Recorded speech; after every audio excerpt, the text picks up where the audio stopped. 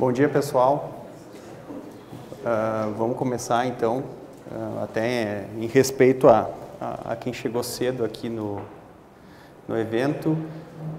Meu nome é Pedro, eu sou médico lá do Rio Grande do Sul, lá de Porto Alegre. Sou médico do Hospital de Clínicas, médico contratado do Hospital de Clínicas de Porto Alegre. Sou atualmente o coordenador do maior, digamos assim, hospital que atende o SUS lá na região sul, que é o Grupo Hospitalar Conceição. E atualmente ainda sou o presidente da APERGS por mais um ano, pelo menos.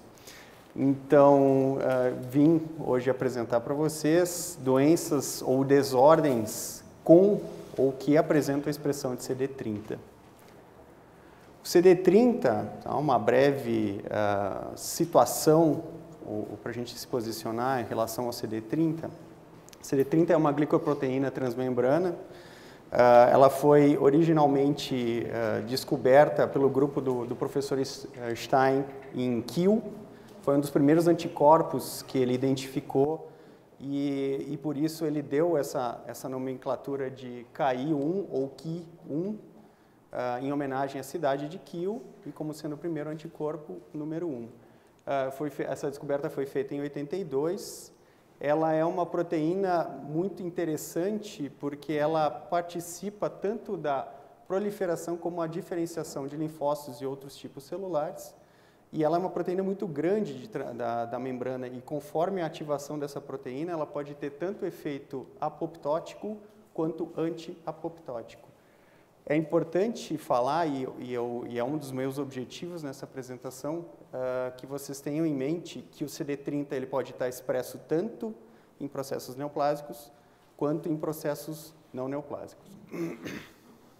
Então, qual é a relevância da gente se fixar nesse único marcador? Primeiro, a questão prognóstica. Algumas neoplasias que têm essa expressão de CD30, elas têm um comportamento diferente dos seus semelhantes que não fazem. Além disso, como a gente sabe, ela faz parte, ela é um dos critérios para a definição diagnóstica, principalmente em neoplasias linfoproliferativas, linfoma de Hodgkin, linfoma anaplásico. A expressão do CD30 é um critério importante para a gente firmar esse diagnóstico. Além disso, questões de pesquisa, como eu mesmo disse, ela é uma proteína muito grande e a forma com que essa proteína, essa glicoproteína, ela é ativada, ela pode tanto ativar efeitos de morte celular, de programação de morte celular, apoptose, como de estimulação de proliferação dessas células. E, obviamente, como alvo terapêutico. Como alvo terapêutico, como em geral a célula neoplásica faz a expressão dessa glicoproteína, se a gente tem uma droga que especificamente vai atuar em cima dessa glicoproteína, dessa proteína, a gente vai ter uma maior especificidade, uma atuação em cima da neoplasia. Com isso, a gente vai ter um maior controle da neoplasia, com menor efeito colateral. A droga mais conhecida e disponível atualmente é o brentuximab. O brentuximab, o Henrique, eu acho que deve ter mencionado rapidamente ontem, quando ele falou de mastocitose. Ela é um anticorpo anti-CD30 com uma vinculação de uma droga citotóxica junto com ela. Depois que há a endocitose desse anticorpo com a droga é liberada dentro da célula, ela vai atuar rompendo esses microtúbulos, impedindo que a célula entre em divisão, gerando a morte dessa célula, e além disso, há uma liberação dessa droga nesse microambiente tumoral. Então, ele tem uma ação não só especificamente a droga, mas a célula tumoral, desculpa, mas também esse microambiente onde a droga se fixa. Mas não é a única, quer dizer, atualmente é a única droga que a gente tem no mercado, anti-CD30, mas existem outras linhas de pesquisa.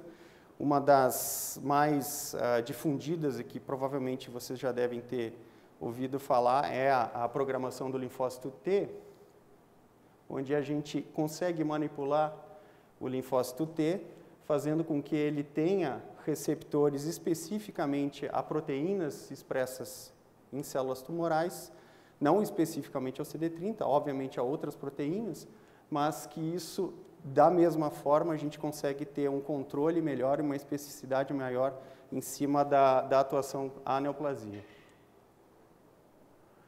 As neoplasias que expressam CD30, então o linfoma de Hodgkin é o mais clássico deles todos. A gente tem a maioria ou grande parte dos linfomas T tem expressão de CD30 também. Linfoma anaplásico, que vai ser falado agora no período da tarde, é uma delas. Linfomas B expressam CD30. Linfoma difuso de grandes células B, o Henrique também vai comentar a respeito disso depois, na próxima aula.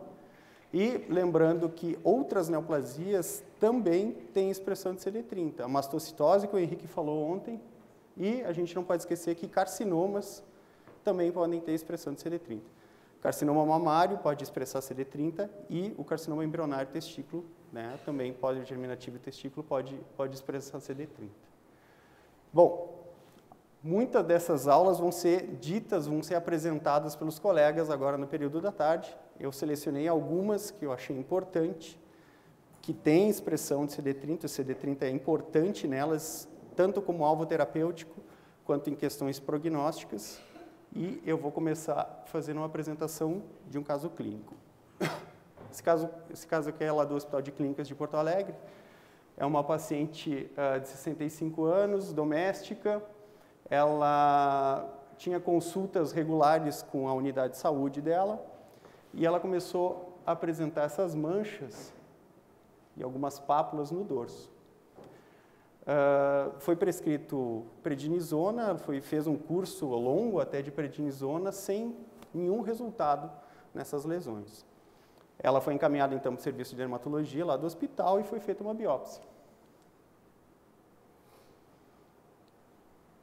A biópsia, a gente tem um infiltrado perivascular e superficial.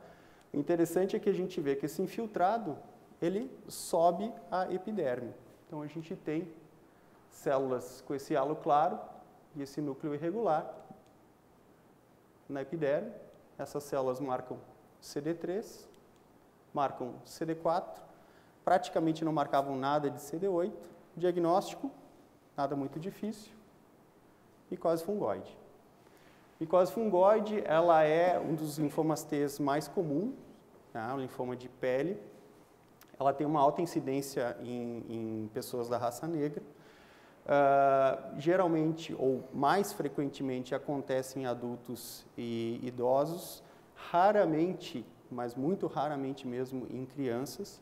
E ela tem uma associação com algumas profissões, principalmente as profissões que têm exposição a alguns agentes químicos, marceneiro, empregada doméstica, trabalhadores de polo petroquímico, eventualmente eles têm uma maior associação a essa neoplasia. Historicamente, ela foi primeiramente documentada por um dermatologista francês, o Louis Alibert, em 1806. Ele cunhou esse nome de micose fungoide porque os pacientes em que ele fazia o acompanhamento apresentavam essas lesões tumorais grandes, feias, no rosto. E ele acreditou, quando ele fez a publicação dele, que essas lesões, ela estava dentro da parte das dermatoses, junto às micoses, e lá, micose fungoide. Então ele acreditava que isso era um agente que causava. Tá? Só que, infelizmente, esse nome ficou cunhado na história e a gente utiliza ele até hoje. Qual é a fisiopatogenia desse linfócito T? De onde é que vem o linfócito T neoplásico? De onde é que surge esse clone neoplásico? Isso é uma coisa importante para a gente entender por que a micose fungoide ela é principalmente cutânea. Ela não tem uma manifestação, ou precocemente, e até em algumas fases um pouco mais adiantadas, ela não tem a manifestação sistêmica, é basicamente cutânea.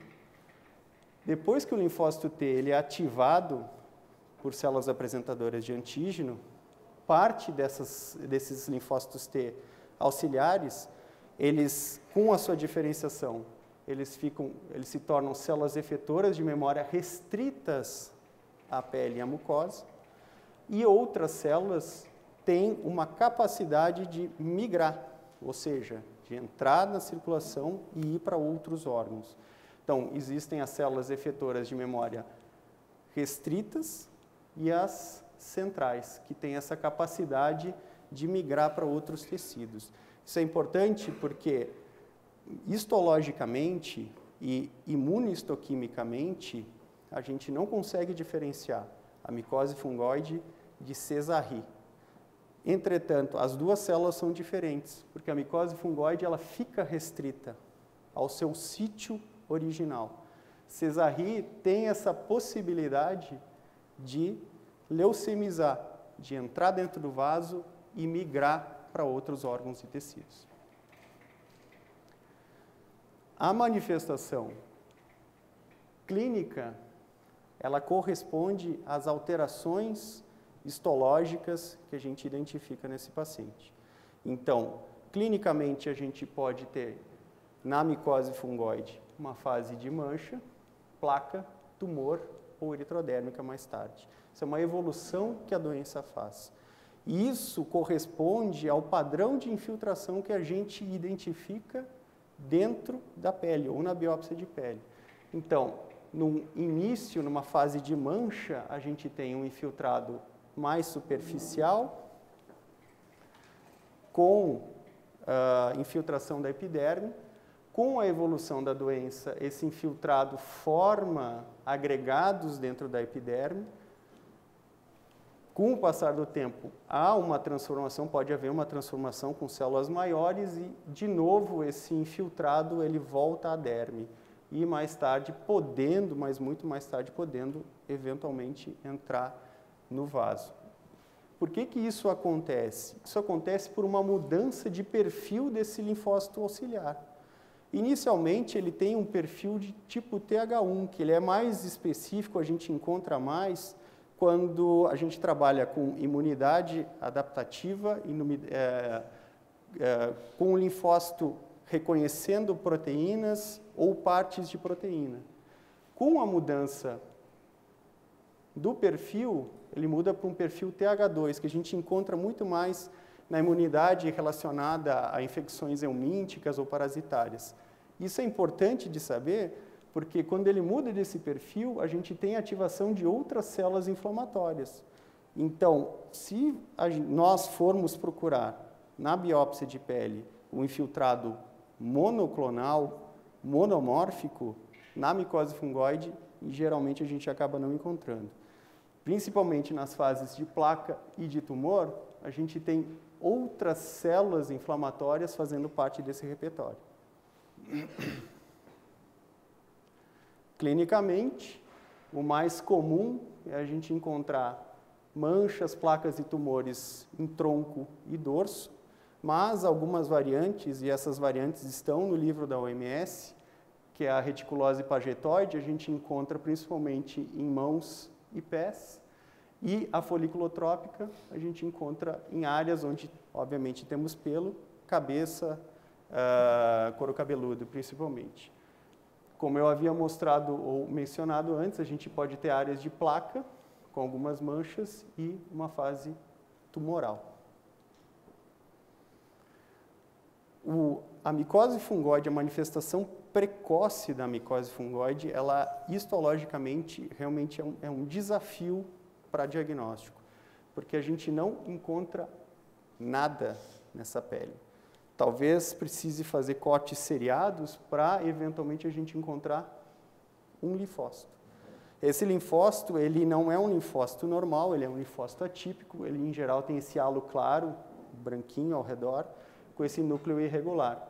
Mas, como a própria doutora Jaffe às vezes menciona, é importante fazer ou mencionar o diagnóstico mais descritivo e solicitar biópsias sequentes ou subsequentes para a gente conseguir firmar esse diagnóstico. Porque dificilmente alguém vai dar o diagnóstico de micose fungoide com um quadro histológico desses.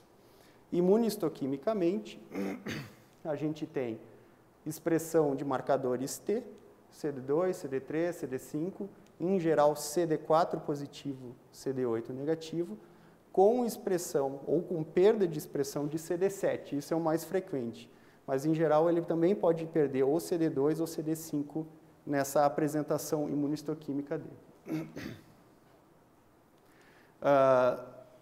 Falando em imunistoquímica da micose fungoide, é interessante esse artigo da Modern Pathology de 2003, que ele utiliza uma alteração da avaliação que a gente pode fazer para fechar ou firmar o diagnóstico de micose fungoide. Em vez de nós olharmos o linfócito T que expressa CD4, olharmos para o linfócito que expressa CD8. Por quê? Célula de Langerhans expressa CD4. Então, a gente pode ter um falso positivo se nós apenas ficarmos atentos ao CD4 e ao CD3. Dessa forma, avaliando CD3 com infiltrado epidérmico sem expressão de CD8, micose favoreceria o diagnóstico de micose fungoide. Em contrapartida, mesmo que a gente tenha um infiltrado de CD3 muito exuberante na epiderme, mas mantendo uma expressão forte e grande de CD8, não favoreceria o diagnóstico de micose fungoide. Inicialmente, pulando a fase precoce, esse linfócito, então, ele se mantém junto à transição dermo-hipodérmica, ele forma esse colar de pérolas com algumas células subindo a epiderme. Entretanto, a gente tem outras apresentações histológicas nela, né? Que é a forma psoriasiforme. Isso acontece porque o linfócito TH1 ele tem ativação do epitélio e ele faz com que haja essa proliferação epitelial, simulando às vezes a perfeição psoríase, e quadros de atrofia, onde a gente vê essas fibras colagênicas espessas junto com o infiltrado linfóide. Com a evolução, aqui já indo para uma fase de placa, esse infiltrado epidérmico ele se torna bem mais exuberante, ele começa a formar alguns agregados e mantendo aquela citologia atípica com esses núcleos clivados e esse halo claro junto. Mesma coisa, aqui um infiltrado já um pouco mais dérmico, às vezes com erosão e ulceração superficial. E um dado histórico interessante, esses agregados de células neoplásicas ao redor das células de Langerhans, que a gente consegue identificar fazendo um CD1A, ele recebeu o nome ou alcunha de microabscesso de Poutrier. Só que quem fez o diagnóstico, quem primeiro descreveu isso não foi Poutrier. Foi Darrier em 1887. O que acontece é que o Poutrier é um dermatologista francês, ele foi convidado pela Associação Rockefeller para trazer as novidades europeias aos dermatologistas americanos. E na série de palestras que o Poutrier fez para os americanos, ele mencionava aquele achado daqueles agregados linfóides na epiderme e levou ou ganhou a alcunha do nome dele de microabscesso de Poutrier, só que não foi Poutrier, e sim Darrier, bem antes das apresentações dele nos Estados Unidos. Com a progressão da doença, quando ela começa a descer para a derme, ela pode ter um aumento do tamanho dessas células. Quando a gente encontra células, mais de 25% desse infiltrado dérmico, com células grandes e atípicas, a gente diz que ela tem uma transformação.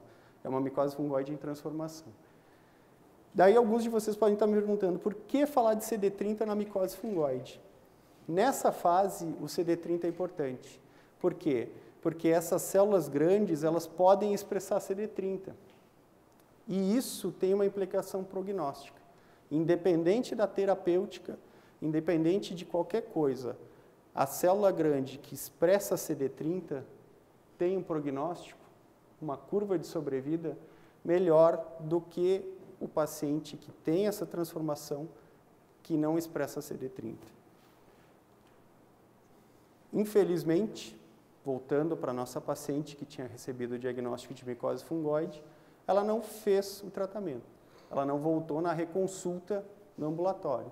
E alguns meses depois, algumas semanas depois, ela apresentava-se assim.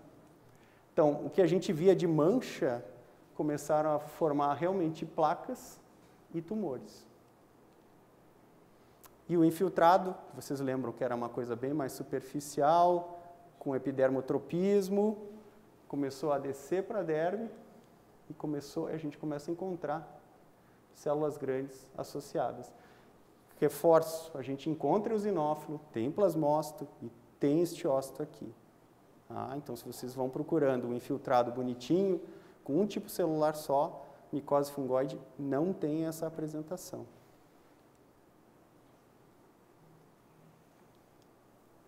Esse infiltrado, então, era CD3 positivo, CD4 positivo, CD8 negativo, com expressão já de CD30. Essa paciente poderia usar o brentuximab? Sim, ela poderia usar o brentuximab para o controle e para o tratamento. Nesse trial de fase 2, ele mostrava que havia um controle muito bom da micose fungoide e de outras neoplasias cutâneas, independente, inclusive, do volume de neoplasia que a gente encontrava. Se era uma célula CD30 ou se eram todas as células CD30 positivas. O segmento desse estudo, que foi o Alcanza, que é um estudo de fase 3, ele estabeleceu um ponto de corte para o uso e tratamento com o brentuximab. Foi 10% do infiltrado com presença de CD30 positivo. Desses 132 pacientes que foram estudados, havia dois braços, um que usava a terapêutica convencional e outro apenas o brentuximab. Dessa terapêutica convencional, apenas 12,5% tinham um controle ou a ausência da manifestação de doença em 4 meses de segmento. O brentuximab a gente tinha quase 57%, 56%. Ou seja, era uma droga que se mostrava realmente se mostra muito promissora no controle das neoplasias cutâneas linfócitos T com expressão de CD30. Só que o paciente lá de Porto Alegre, Sistema Único de Saúde, não tinha acesso ao brentuximab. O que ela fez de tratamento? Ela fez radioterapia, ela fez banho de elétrons. O paciente ele usa placas de chumbo oculares, ele fica completamente nu e ele é exposto a uma irradiação de todo o corpo com esse banho de elétrons.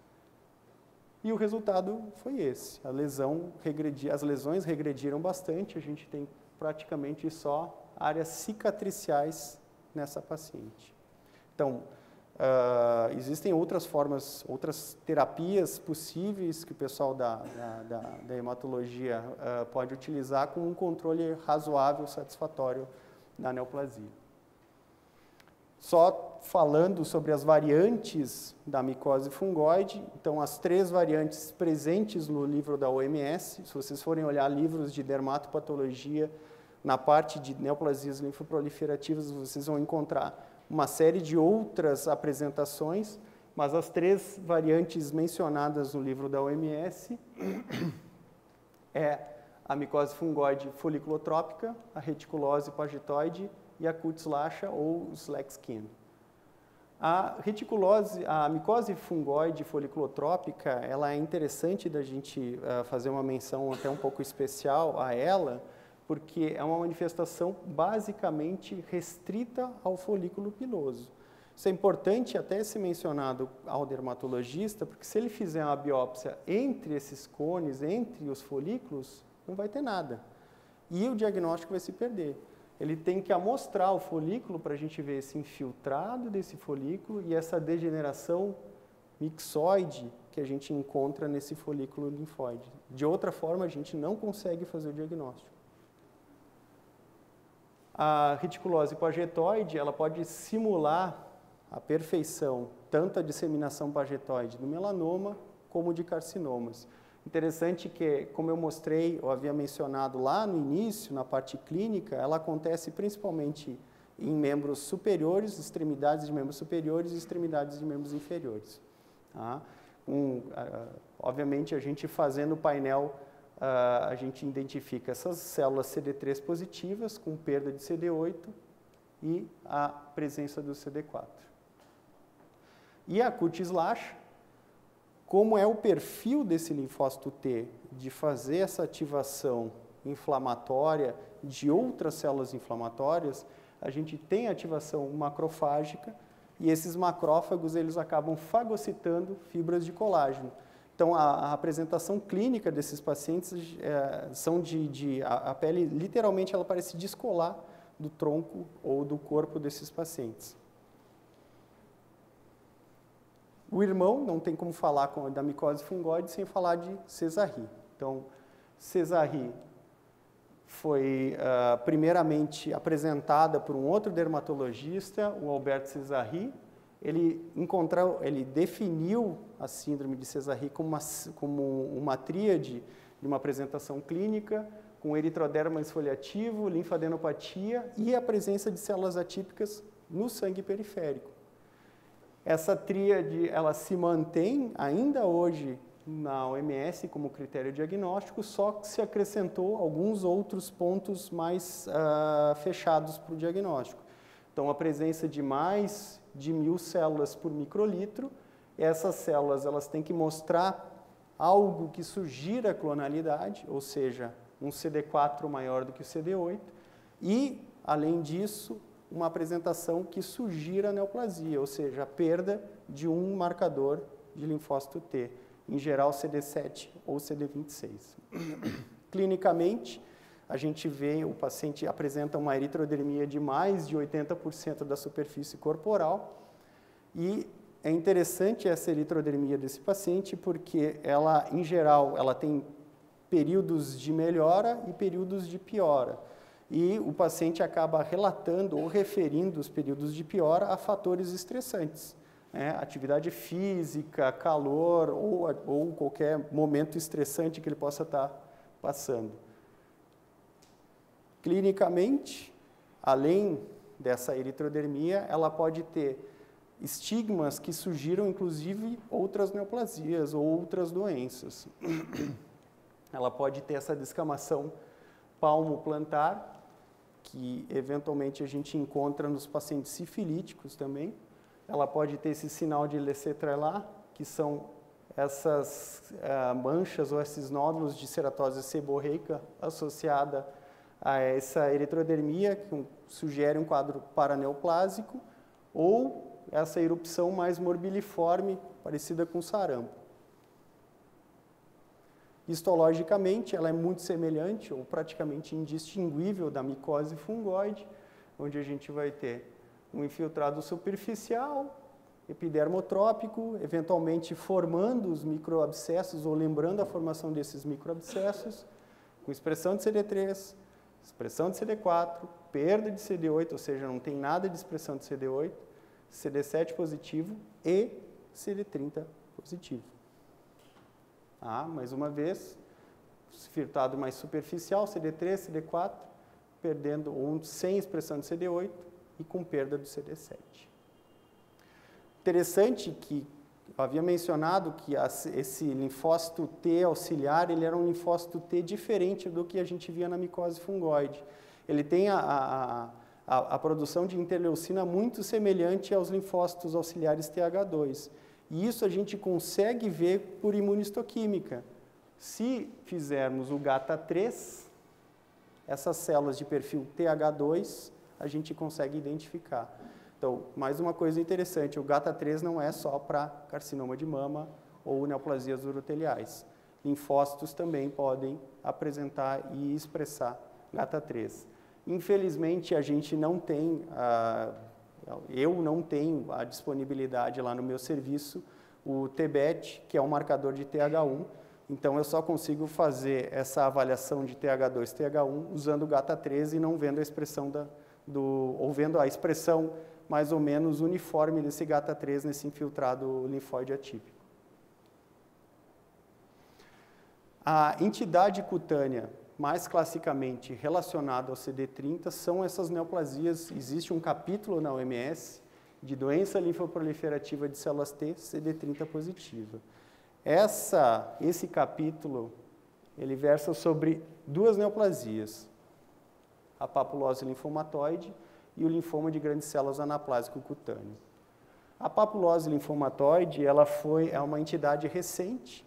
Ela foi apresentada num paper de 68 por um dermatologista americano. Clinicamente, ela se apresenta por essas pápulas pequenas, não maiores do que 2 centímetros, em geral, mais do que uma lesão, circunscritas ou restritas a uma região do corpo. Elas tendem a ulcerar e formar cicatriz. Também é interessante que, em geral, de 2 a 3 semanas, elas tendem a mudar ou a cicatrizar espontaneamente, sem realização de tratamento ou qualquer outra intervenção. Outra coisa importante também de ser mencionada é que essa neoplasia está associada em até 20% com outras neoplasias, outros linfomas, a própria micose fungoide e o próprio anaplásico cutâneo. Por que é importante a gente mencionar isso? Porque às vezes vem a biópsia, a amostra com apresentação clínica e a gente chama aquilo de papulose linfomatoide. Tempo depois, esse paciente apresenta mancha, feita a nova biópsia, micose fungoide. Pô, mas ele não tinha papulose linfomatoide? Ele tem as duas coisas, ele tem a papulose linfomatoide e ele pode ter, ao mesmo tempo, outra neoplasia associada. Ela é dividida em 6 tipos. Eu vou mencionar brevemente esses 6 tipos, eu não vou perder muito tempo nessa apresentação. O tipo A e o tipo C são os tipos mais frequentes. Esses 3 primeiros eles são CD4 positivos, CD8 negativos. E os 3 últimos eles são CD4 negativos com expressão de CD8. Tipo A, que é o tipo mais frequente, tem um infiltrado basicamente dérmico, com alguma coisa de epidermotropismo. Interessante que a gente vê linfócitos pequenos, mas essas células grandes e, eventualmente, até algumas células que simulam células de Reed Standard. Lembrando que Hodgkin primário de mucosa ou de pele não existe. Se vocês encontrarem algum, publiquem, é uma raridade, não tem. Tá? O tipo B, a gente tem um infiltrado epidermotrópico, basicamente, com as células muito semelhantes ao que a gente vê na fase de placa da micose fungoide. O tipo C, ele simula muito bem o próximo que a gente vai ver, que é o anaplásico cutâneo, com essas células grandes, atípicas, às vezes formando aquele núcleo em ferradura. O tipo D, ele é também epidermotrópico, só que agora ele não é CD4 positivo e sim CD8 positivo. Tipo E, ele é mais ulcerativo, ele dá grandes áreas de ulceração, porque ele é basicamente anjo invasivo e anjo destrutivo, gerando essa destruição superficial. E o sexto e último, que é através de uma translocação onde a gente tem a aproximação do interferon 4 com uma proteína de dupla expressão, que ocorre no cromossomo 6, a gente tem esse infiltrado razoavelmente circunscrito, que pode ser epidermotrópico, com formação de microabscessos e, eventualmente, com células grandes e atípicas. Só que se a gente não fizer a pesquisa, a gente não consegue fazer o diagnóstico dessa entidade. O linfoma de grandes células anaplásico cutâneo, ele acontece em pacientes mais velhos, em torno de 60 anos de idade. São lesões, então, solitárias, grandes e muito feias. Elas têm uma ulceração bem marcada e uma destruição tecidual muito exuberante. O infiltrado ele é basicamente dérmico, podendo ter alguma coisa de epidermotropismo. São células grandes, atípicas, células que parecem muito com células anaplásicas, com aquele núcleo em ferradura, formando, por vezes, aquelas células hallmark cells. E, importante, elas têm expressão de CD30, obviamente, 75% dos casos, expressão de CD4, elas perdem o CD2, o CD3, o CD2 e o CD5, podem expressar CD15 e MUM1, ou seja, elas podem simular um quadro, uma apresentação do Hodgkin cutâneo, que, como eu falei para vocês antes, não existe primário de pele. Então, infiltrado dérmico exuberante, células grandes, bem atípicas, aqui expressando CD2, perdendo a expressão de CD3, perdendo a expressão de CD5, CD4 positivas, CD30 positivas e com a TIA1 positiva, com uma enzima citotóxica positiva. Então, temos um infiltrado cutâneo com expressão de CD30. É importante a gente excluir o que epidemiologicamente é mais frequente. Ou seja, o paciente tem no nosso meio HTLV, é importante saber a sorologia, se ele é HTLV positivo ou não. Se ele é um paciente que faz algum tratamento ou tem alguma condição de imunossupressão. Se ele tem ou teve história de algum outro linfoma cutâneo no passado. Pode ser uma micose fungóide em transformação, pode ser que ele tenha uma outra neoplasia sistêmica com acometimento cutâneo. Isso aqui, excluído, são lesões diversas e pequenas, papulose linfomatoide. São lesões grandes, agrupadas ou solitária, linfoma anaplásico cutâneo. Mas, como eu falei para vocês, eu peguei uma série de entidades para apresentar. Nem tudo é só linfoma T. A gente tem alguns linfomas T que têm associação com vírus Epstein-Barr. Então, o segundo caso clínico que eu vou apresentar para vocês, esse segundo caso, ele é uma apresentação atípica dessa entidade. Ela é uma paciente do sexo feminino, 52 anos de idade. Ela vinha se queixando ou apresentando lesões, principalmente na fronte e no nariz, a do nariz mais um aspecto cicatricial. São lesões que eram vesiculosas, que rompiam e formavam essas áreas de ulceração. Ela tinha quadros de piora e de melhora dessa apresentação clínica e ela associava esses quadros de piora à exposição solar. Ela já vinha um tempo se queixando, ela tinha esse quadro há mais ou menos uns 5 anos. Histologicamente, a gente tem áreas onde parece ter zonas de início de destacamento dessa epiderme da derme, tem um pouco de espongiose superficial, mas o infiltrado ele é basicamente dermo e hipodérmico. Esse infiltrado ele acomete anexo cutâneo, tem invasão de músculo eretor do pelo, de glândula sebácea. Aqui dá para ver bem o infiltrado em glândula sebácea, em ducto écrino. Ele é um infiltrado CD3 positivo, CD8 positivo. Eu me dei o trabalho de fazer o LMP1, marcador imunistoquímico para EBV, foi negativo. Mas como eu fiquei suspeitando muito da associação, acabei pedindo o EBER para o diagnóstico que foi positivo. E acabei fechando o diagnóstico de doença linfoproliferativa tipo hidrovaciforme. Ela é atípica a apresentação desse caso, porque, em geral, o hidrovaciforme a gente vê em criança e adolescente.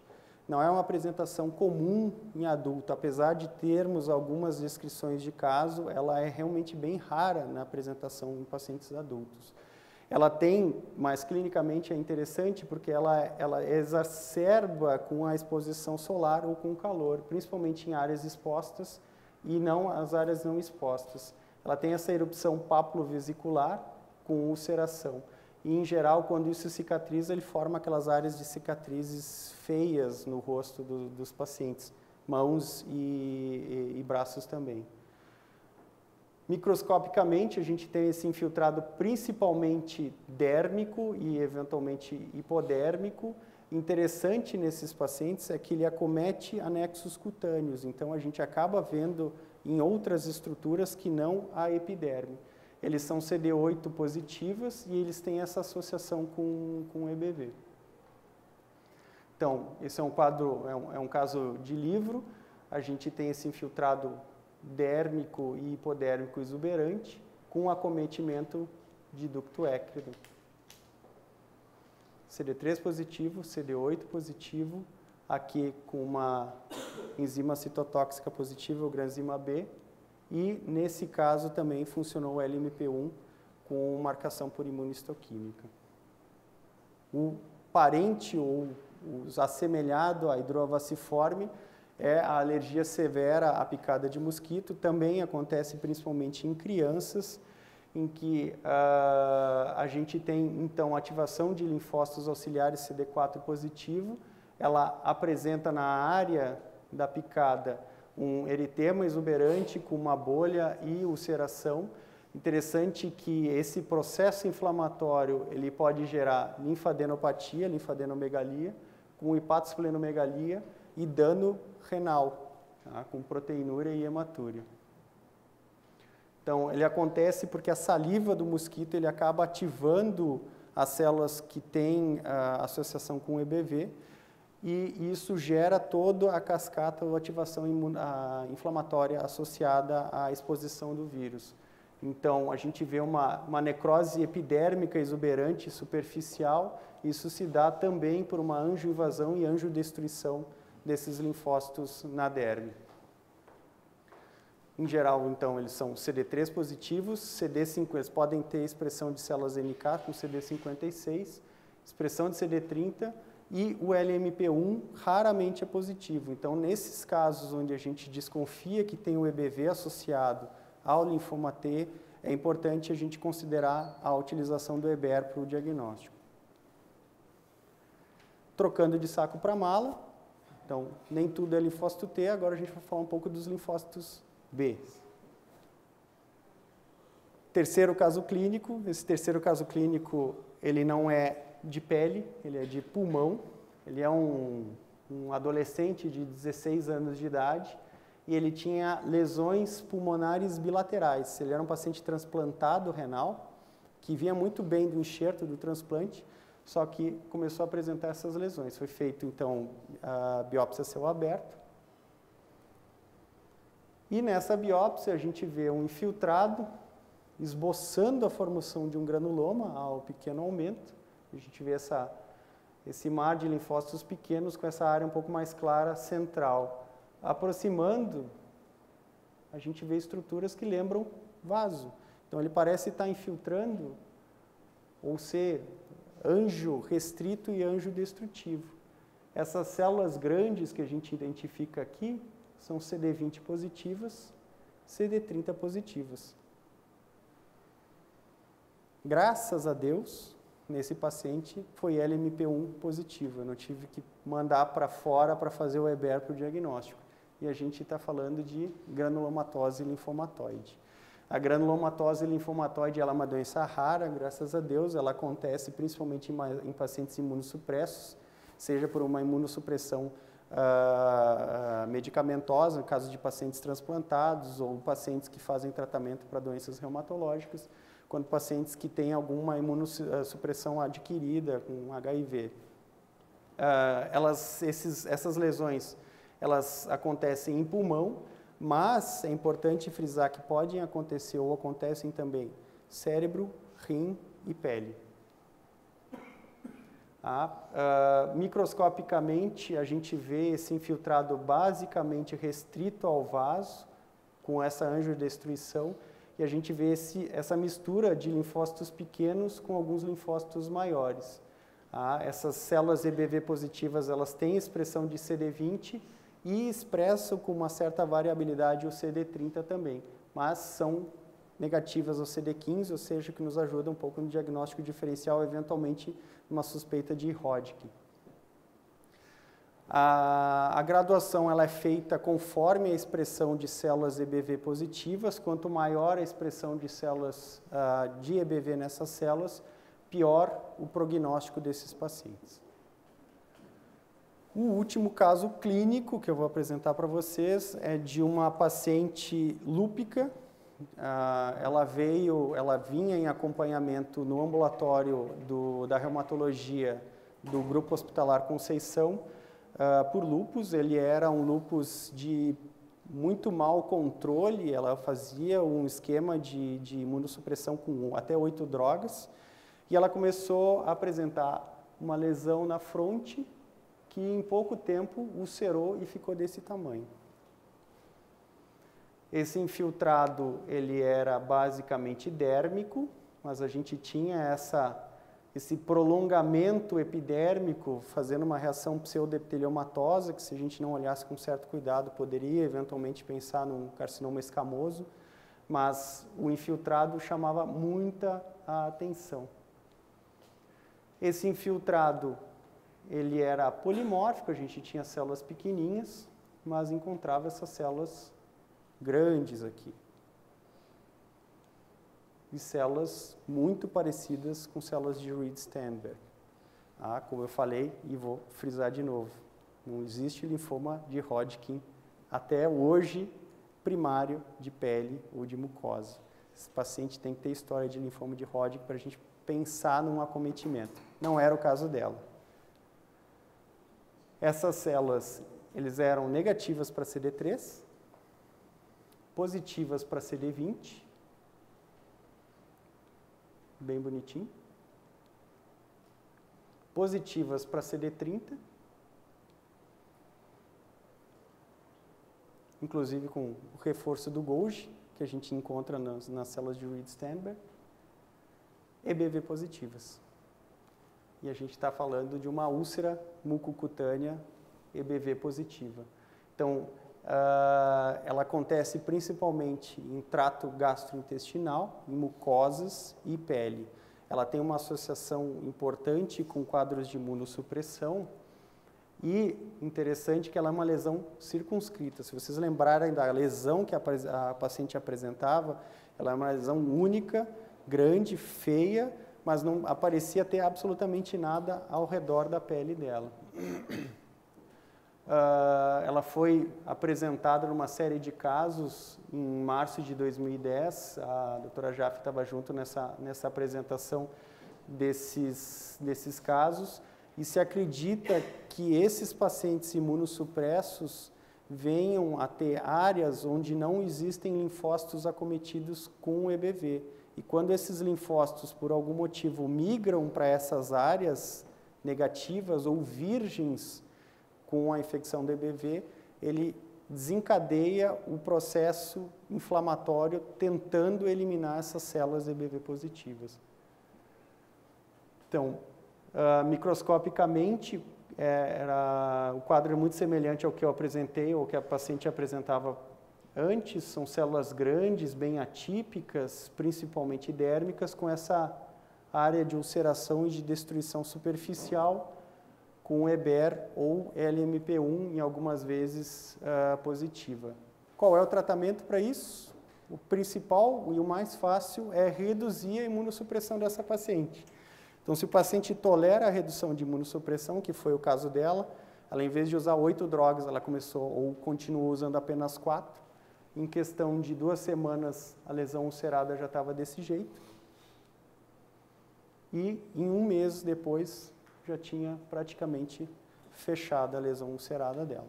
Em pacientes que não toleram a retirada ou a diminuição da imunossupressão, dá para se fazer tratamento radioterápico com rituximab. E finalmente, pessoal, nem tudo é o que parece. Às vezes a gente olha, imagina uma coisa, e se a gente atentar, ou principalmente pegar o telefone e ligar para o colega dermatologista, clínico, a informação é outra e a gente acaba mudando o nosso diagnóstico. Nem todas as neoplasias, nem todas as células que expressam CD3 têm relação com neoplasia. Eventualmente a gente pode ter quadros inflamatórios ou reacionais com expressão, e uma expressão até importante, de células CD30 positivas. Então, nesse caso de um paciente herpético, a gente tinha infiltrado perivascular dérmico com CD30 positivo. Nesse outro aqui, a gente tinha um infiltrado com umas células grandes, até atípicas dérmicas, CD30 positivas, que graças a Deus no corte da imunohistoquímica apareceu o molusco contagioso, que não tinha aparecido nos cortes iniciais. Quadro de escabiose, bem bonitinho, mas se a gente olhar só para a derme, vem aquele infiltrado perivascular, às vezes superficial, com expressão de CD30. E esse aqui é um outro caso muito interessante, um caso no paciente que fez uma tatuagem, teve uma reação inflamatória ao pigmento utilizado na tatuagem. Então, isso aqui não é melanina, isso aqui é o pigmento da tatuagem nos macrófagos, e a gente vê esse denso infiltrado dérmico com células grandes e atípicas, expressão de CD30. Mas isso é uma reação à tatuagem do paciente. Então, qual é a grande mensagem que eu quero deixar para vocês? O CD30 é um marcador importante, tanto prognóstico quanto como possível alvo terapêutico. Então, incluam o CD30 na avaliação do painel imunistoquímico de vocês, mencionem a quantidade de CD30 positivo. Às vezes, em algumas entidades isso não está bem estabelecido, em outras a gente até tem isso estabelecido, a porcentagem de células CD30 que são importantes para o uso da terapêutica. E, fundamental, liguem para o colega e falem com o colega, seja o WhatsApp, seja telefone. A informação clínica é fundamental para a definição diagnóstica. Tá? Histologicamente, a gente viu que muita coisa a gente não consegue definir sem a história clínica do paciente, sem ver o paciente na nossa frente. Então, não existe medicina sem patologia, mas se a gente ignorar o resto da medicina e se achar o líder da fila, a gente acaba levando todo mundo para o buraco. Para quem me perguntou antes como é que estava Porto Alegre agora no outono, agora começa o período de geada. Então, isso aqui é uma foto lá do Parque da Redenção. Vinícius, para matar a saudade dele lá, a geada começa a cair em cima da grama. Fica uma época bem bonita de visitar lá Porto Alegre. Muito obrigado, pessoal.